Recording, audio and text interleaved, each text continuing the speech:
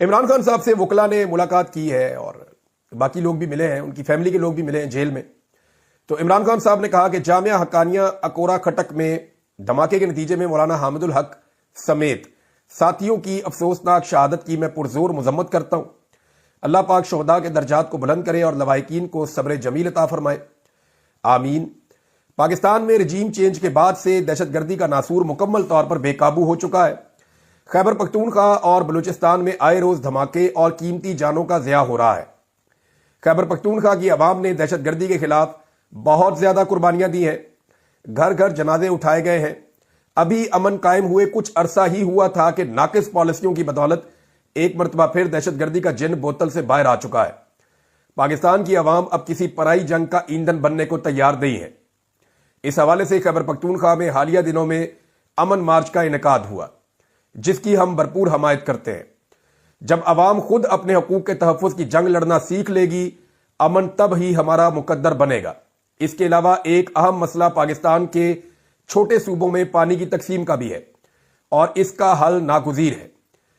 سندھ اس وقت خشک سالی سے گزر رہا ہے اور وہاں کی عوام اپنے پانی کے حقوق کے تحفظ کے لیے آواز بلند کر رہے ہیں، جس کی ہم بھرپور حمایت کرتے ہیں. پاکستان کے زرعی مستقبل کی حفاظت کے لیے عام ہے کہ تمام صوبوں کو ان کے حصے کا پانی ملے. ہم سندھ کے عوام کی حقیقی نمائندگان کی رضامندی کے بغیر نئی نہروں کے منصوبے کے اجرا پر سندھ کے عوام کے ساتھ کھڑے ہیں. ہم سندھ کے حقوق کا ہر سطح پر دفاع کریں گے. آبی وسائل کی تقسیم تمام صوبوں کی باہمی رضامندی کے تابع ہے. جب تک تمام ادارے اپنے آئینی دائرہ کار میں واپس نہیں جاتے اور ایک عوامی حمایت والی حکومت نہیں آتی، تب تک ملک روز بروز نئے بحرانوں کا شکار ہوتا رہے گا. SIFC ایک غیر آئینی ادارہ ہے جس کا اب تک کوئی مقصد غیر ملکی سرمایہ کاری لانا بتایا گیا. کل مقصد بتایا گیا کہ غیر ملکی سرمایہ کاری لے کر آئے گا. سرمایہ کاری تو نہیں ہوئی، لیکن اس کے ذریعے مختلف سرکاری محکموں کو فوج کے کنٹرول میں دے دیا گیا ہے، جس سے پہلے سے تنزلی کا شکار ریاستی نظام مزید تباہ و برباد ہو گیا ہے. اب مزید آگے بڑھتے ہوئے کسانوں اور نہروں کا مسئلہ بھی کھڑا کر دیا گیا ہے. اچھا، اب یہ جو ہے نا معاملہ، ہم نے بڑی عجیب و غریب پالیسی رکھی ناظرین. یہ جتنی بڑی بڑی سوسائٹیز شہروں کے باہر بن رہی ہیں، اگر آپ جا کے یہاں پہ وزٹ کریں تو آپ کو پتا چلے گا زیادہ تر خالی پڑی. لوگ یہاں پہ صرف پلاٹوں کا کاروبار کرتے ہیں.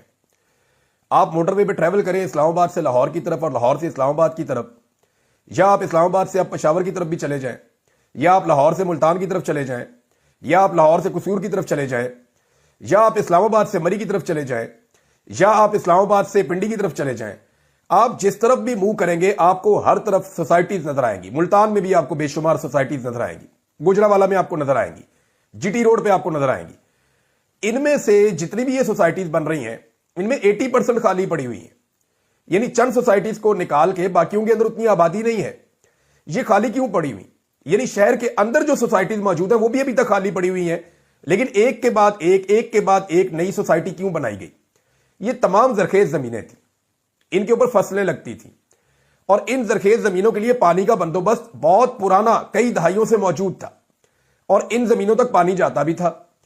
لیکن ہوا یہ کہ ان زرخیز زمینوں کے اوپر سوسائٹیاں بنانے کی اجازت دی گئی اور بے شمار سوسائٹیاں بنائی گئی. اپنا جتنا DHA ہے، جتنا آپ کا بیریا ٹاؤن ہے، یا باقی جتنی سوسائٹیز ہیں، یہ ساری کی ساری زرخیز زمینوں کے اوپر بنی ہوئی ہیں. حتیٰ کہ جو آموں کے پیڑ تھے، بہت بڑے بڑے باغات تھے جن کو ہم ایکسپورٹ کرتے تھے، وہ باغات کاٹ کے سوسائٹیاں بنا دی گئی اور کوئی اس پہ بات کرنے کو تیار نہیں ہے.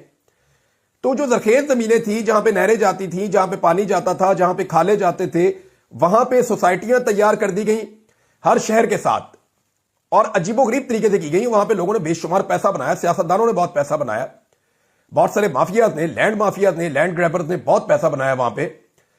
اور اب ڈیزرٹ کے اندر جا کے، جہاں پہ پانی کی وہ کیپیسٹی بھی کم ہو جاتی ہے نا، ڈیزرٹ کی زمین اتنی زرخیز نہیں ہوتی. جب آپ چولستان میں جاتے ہیں کرنے کے لیے کاشتکاری، یا بھاولپور کے علاقوں میں جا کے گھسیں گے اور آپ نئی نہریں لے کر جائیں گے، نئے موگے لے کر جائیں گے، تو وہ زمین ریت والی ہے، وہ پانی زیادہ پیتی ہے، کام کم کرتی ہے. تو ان زمینوں کو اب کاشتکاری کے لیے استعمال کیا جا رہا ہے، اور جو کاشتکاری والی زمینیں ہیں وہ سوسائٹیوں اور پلاٹنگ کر کے جو ہے وہاں سڑکیں نکال کے ان کو بیچا جا رہا ہے، اس کے اوپر پیسہ بنایا جا رہا ہے. تو ہم نے الٹی قسم کی ایک پالیسی چل دی، زرخیز زمینیں ضائع کر دی، اور اس کا نقصان اب تک پاکستان کو ہو رہا ہے اور یہ ہوتا رہے گا پاکستان کو اس کا نقصان. چند لوگوں نے پیسہ بنانے کے لیے، فائلوں کا بزنس کرنے کے لیے पाकिस्तान का जो एक फूड बास्केट था पाकिस्तान का, जहां से सब्जियां आती थी, फल आते थे, जहां से बहुत सारी पैदावार आती थी, वो सारा का सारा हमने जाया किया। तमाम बड़े शहरों के इर्द गिर्द जो फूड बास्केट थी हर शहर की, उसको हमने तबाह करके वहां पे सोसाइटियां बना दी, और अब हम डेजर्ट के अंदर घुस के वहां पे नहरें लेकर जा रहे हैं और सिंध का पानी जो है उसको उस तरफ मोड़ रहे हैं। इसमें जो है वो पाकिस्तान पीपल्स पार्टी पहले बहुत शोर मचाती थी, अब उनका मुंह ही नहीं खुलता। वो इसलिए कि इसके पीछे SIFC है, और SIFC के अंदर जो है वो आर्मी चीफ भी हैं, लिहाजा वहां उनकी जबान ही नहीं खुलती, वो बात ही नहीं कर सकते। लेकिन फिर भी उनके लोग कहते हैं जो पंजाब में है कि हमारे अंदर लावा पाटने वाला है, कोई मसला होने वाला है बहुत बड़ा। तो ये तो एक अर्दली हुकूमत से भी बहुत कमजोर है पाकिस्तान पीपल्स पार्टी। उन्होंने तमाम आईनी ओहदे भी हासिल किए हैं, और उन्हें इस बात की भी उम्मीद है कि बिलावल को इसी दौरे हुकूमत में वजीर आजम पाकिस्तान भी बना दिया जाएगा। अब इमरान खान को तोड़ने के चक्कर में, उसे कमजोर करने के चक्कर में सारे गलत फैसले इस मुल्क में किए गए हैं। हत्ता कि इमरान खान साहब की और अलीम खान साहब की लड़ाई क्या थी? बकौल इमरान खान साहब के मामला इतना ही था ना, उस्मान बुज़दार साहब भी बताते थे ये बात कि अलीम खान साहब कुछ NOC चाह रहे थे, वो इमरान खान साहब नहीं देते थे, कि वो दरखेज जमीनें हैं वो उनके बारे में कुछ और सोचते थे और ये कुछ और सोचते थे। जो ग्रीन एरिया है वो उसको ब्राउन करना चाहते थे, लेकिन LDA में वो कर नहीं रहे थे, इमरान खान साहब की हुकूमत और उनके साथी। तो यहां पे इख्तलाफात पैदा हो गए अलीम खान के और इमरान खान साहब के, और उसके बाद मामला चला गया कि उस्मान बुज़दार को हटाया जाए, नया वज़ीर आला लाया जाए ताकि ये काम करवा लिया जाए। बहरहाल ये एक खेल चल रहा है, और इमरान खान साहब को सिर्फ डीफेम करने के लिए, उनको मंजर से हटाने के लिए सारे लोग इकट्ठे किए गए हैं। ये वो सारे लोग हैं जिन्होंने पाकिस्तान का पैसा नचोड़ लिया है और पाकिस्तान का सारा नक्शा ही बदल दिया है। जहां से हमारी खुराक आती थी वहां से इन्होंने प्लांट निकाल दिए हैं, और जहां पे हमें पानी नहीं लेकर जाना था कभी भी, वहां पे अब पानी लेकर जा रहे हैं, और जहां पानी जाना चाहिए वहां का पानी का हक मार रहे हैं। तो सारी उल्टी गंगा बह रही है। सनाउल्लाह मस्ती खेल साहब जो है MNA है पाकिस्तान तहरीक इंसाफ के, उन्होंने एक बड़ा दावा किया मीडिया से बात करते हुए। अच्छा, पहले वाले सर्वे का तो मुझे पता था, ये वाले का मुझे नहीं पता था। उन्होंने कहा जी आर्म फोर्सेस के अंदर भी सर्वे होता है, और ये बात ठीक है, वो अपने अंदर उनका एक मैकेनिज्म, एक सिस्टम है, वो पल्स रिपोर्ट एक चेक करते रहते हैं कि यहां पे कौन मकबूल है, कौन गैर मकबूल है, आर्म फोर्सेस इसके बारे में क्या सोच रही हैं। तो ये चलता रहता है। सनाउल्लाह मस्ती खेल साहब ने दावा किया कि 5-6 दिन पहले आर्म फोर्सेस ने एक सर्वे करवाया है, और ये ब्रेकिंग न्यूज उन्होंने दी कि हर साल ये एक सर्वे होता है, लेकिन इमरान खान साहब के जाने के बाद से जरा ये मल्टीपल टाइम पे करवाए जाते हैं सर्वे, और ज्यादा सर्वे होते हैं। ग्राउंड पे इमरान खान साहब की पॉपुलैरिटी को चेक किया जाता है, तो आर्म फोर्सेस के सर्वे में 94%, 94% सर्वे इमरान खान साहब के हक में आया है। ये मकबूलियत है इमरान खान साहब की।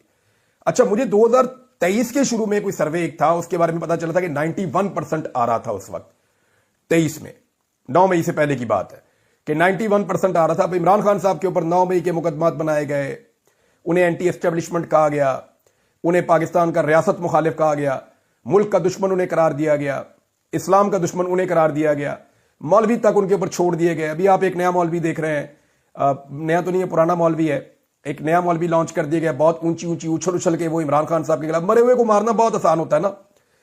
मैंने इनको समझाया भी था मौलवी साहब को कि आप अपने प्लेटफॉर्म की इज्जत करें और करवाएं, लेकिन मुझे लगता है उन्हें बात समझ नहीं आई, और उन्हें बात समझानी पड़ेगी और बार बार समझानी पड़ेगी। यानी कई लोग ढीठ होते हैं, बहुत अजीब होते हैं, और ये ऊंची बोलने से और बढ़ के मारने से कोई मुतासिर नहीं होता, कोई मुतासिर नहीं होता, कोई फर्क नहीं पड़ता बड़कों की। आवाज मेरी बहुत ऊंची है, जज्बात मेरे भी बहुत ज्यादा है, बहुत ज्यादा ऊंचा बोल सकता हूं, ये सोच भी नहीं सकते मौलवी जिन्हें लॉन्च किया जाता है, सोच भी नहीं सकते। और मरे हुए को मारना बहुत आसान होता है। तो करके देख लो, मैं देखूंगा 2-4 दिन में, जब टाइम होगा तो जवाब दूंगा।